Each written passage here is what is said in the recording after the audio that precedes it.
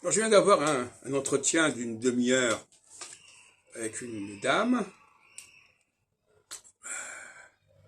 que vous pouvez visionner d'ailleurs, et elle nous parle d'un côté de l'univers dans sa totalité, Uber Hills, nous sommes des poussières d'étoiles, etc. De l'autre côté de l'individu qui doit réfléchir en toute conscience sur ce qu'il fait, sur ce qu'il a fait, etc. Et entre les deux, elle n'a pas de structure pareille, au point. Hein. Le système solaire, ça n'est jamais qu'une partie de l'univers, voilà. L'humanité, ce n'est jamais qu'une partie de toutes les cellules dans l'univers. Elle n'arrive pas à cerner la spécificité de la création qui a permis de construire notre humanité. Notre humanité, elle est plongée, elle est noyée à la fois dans un infiniment grand et un infiniment petit. Or, pour la théologie restreinte que je représente, ces deux objectifs, ces deux perspectives ne sont pas valables. De la même façon qu'on ne réduit pas un tableau à ses matériaux premiers.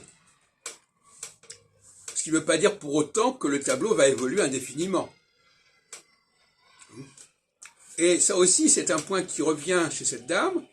Il y a des évolutions. La cyclicité, ce n'est pas une évolution. La cyclicité, par exemple, si je dis il y a le jour et la nuit, c'est pas de l'évolution.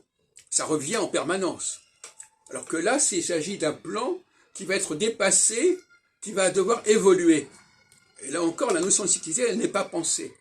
Donc la notion de cycle n'est pas pensée ici, correctement. Et la notion de plan divin, ça devient une plaisanterie. C'est le plan de la planète qui pense, c'est l'univers qui pense, c'est nos cellules qui pensent et qui évoluent, etc. Et alors, quand on aborde la question du judaïsme, par exemple, à la différence du christianisme, le christianisme c'est une évolution par rapport au judaïsme. C'est une évolution. Comme tout évolue, c'est normal que ça évolue aussi. Et ce qu'il faut bien comprendre, c'est que cette façon de voir les choses, c'est une remise en question du plan divin.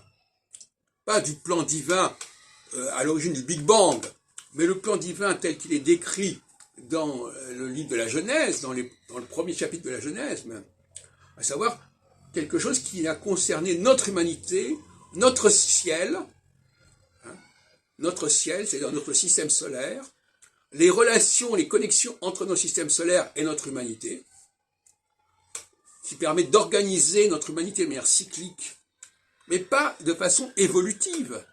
Le mot évolution est un mot qui est contraire, en contradiction avec le mot cyclique.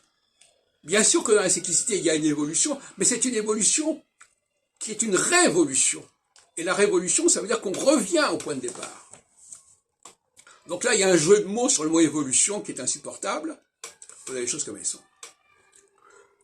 Donc, finalement, moi, ce que j'appelle la théologie restreinte, c'est un juste milieu où il ne s'agit ni de partir de l'individu, ni de partir de l'univers, mais de partir du plan. Et ce plan, ça n'est ni réductible à l'univers, ni réductible à l'individu. Pourquoi? Parce que c'est quelque chose qui arrive après.